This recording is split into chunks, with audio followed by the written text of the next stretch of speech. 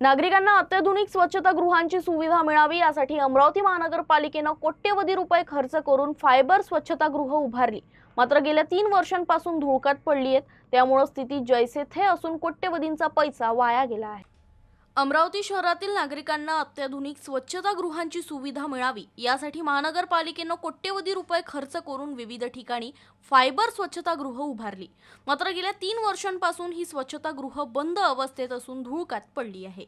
जिल्हाधिकारी कार्यालय, Gadgenagar police station आणि वेलकम पॉइंट यासारख्या वर्दळीच्या ठिकाणी ही सुविधा उभारण्यात आली असली तरीही नागरिकांना त्याचा वापर करता येत नाहीये। स्वच्छतागृहांच्या देखभालीसाठी कंत्राट देण्याचा प्रयत्न झाला, मात्र कंत्राट घेण्यासाठी कोणीही पुढे येत नसल्याने हा प्रकल्पच रखडला आहे। परिणामी सार्वजनिक स्वच्छतागृहांची सुविधा उपलब्ध नसल्याने नागरिकांना विशेषतः वर्दळीच्या परिसरात उघड्यावर लघुशंका करण्याची वेळ येत आहे।